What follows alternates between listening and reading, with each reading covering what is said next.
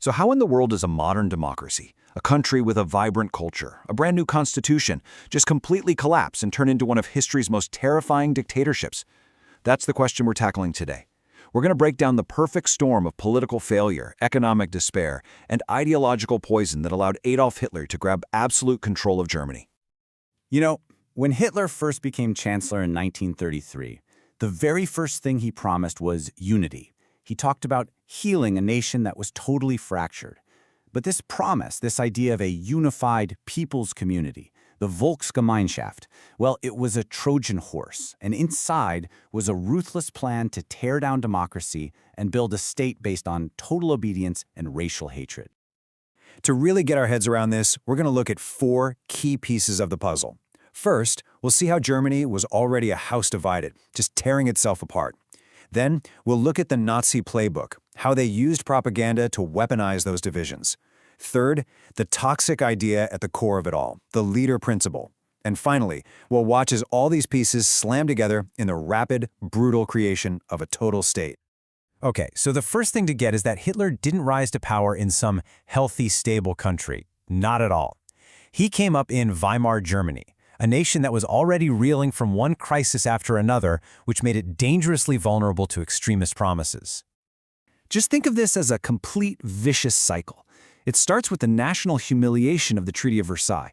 That humiliation then fuels this toxic lie, the stab-in-the-back myth, this idea that Germany wasn't actually defeated on the battlefield, but was betrayed by enemies at home.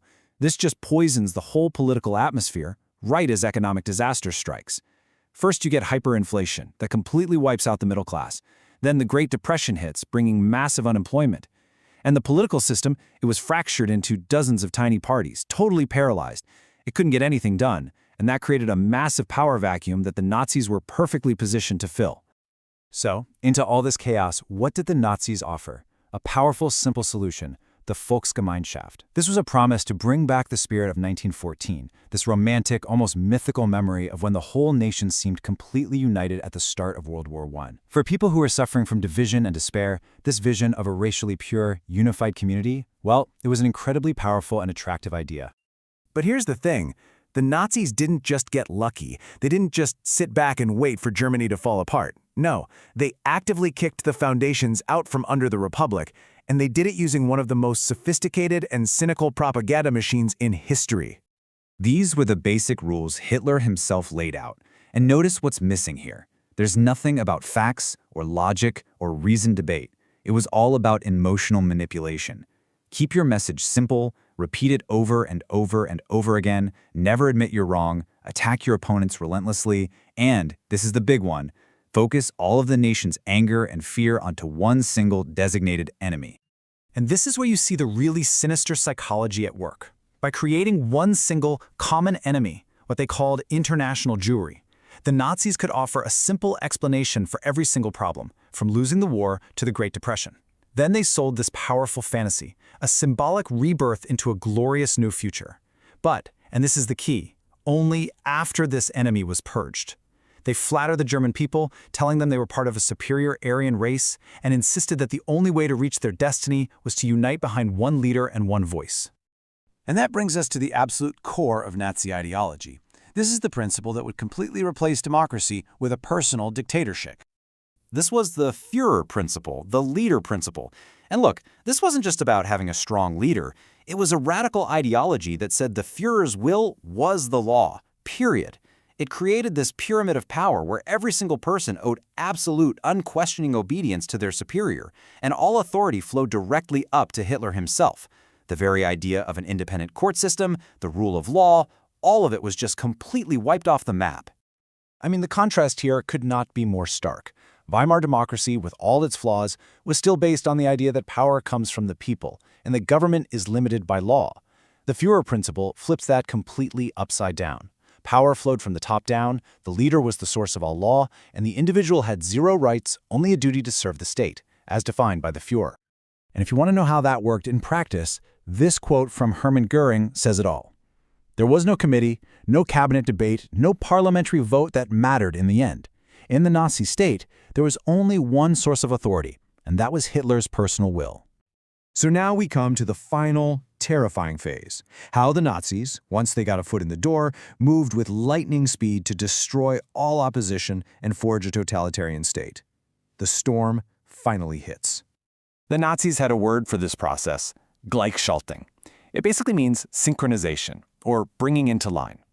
And the goal was simple, and it was brutal: to seize control of every single institution in German life, the courts, the media, the universities, even the local sports clubs, and force them all to conform to Nazi ideology. The stated goal, in the words of a top Nazi jurist, was the extermination of heterogeneity. They wanted to eliminate all differences. In the speed of this collapse, it's just breathtaking. Think about it. In January 1933, Hitler is appointed chancellor. Just 1 month later, the Reichstag Fire is used as the excuse to suspend all civil liberties. A month after that, the Enabling Act effectively makes him a legal dictator. By July, Germany is a one-party state. And then, a year later, in the Night of the Long Knives, Hitler brutally purges his own party and other opponents, cementing his absolute control through pure terror. And here is a crucial point that's often misunderstood. Let's be really clear. Hitler was not elected to be a dictator. He was appointed chancellor in a shady, backroom political deal. Conservative leaders like President Hindenburg, they hated democracy, and they foolishly thought they could use Hitler's popularity for their own goals and then just get rid of him. It was a fatal, fatal miscalculation. So you see, the whole process of Gleichschaltung was the practical application of Nazi ideology. It was how that promise of a unified Volksgemeinschaft was actually achieved, not through persuasion, but through force, through intimidation, and through the systematic purging of anyone who was deemed an enemy of the state, especially Jewish people and political opponents. When you look at it all, Hitler's rise wasn't just the work of one man. It was a catastrophe with many authors. It required a society that was broken by war and economic crisis, a political system that had totally failed its people, and a powerful, seductive message that offered simple answers and a scapegoat for every single problem. The story of how Weimar Germany collapsed isn't just history, it's a timeless warning. And it leaves us with a really vital question. What are the warning signs we should be looking for when any democracy begins to crack?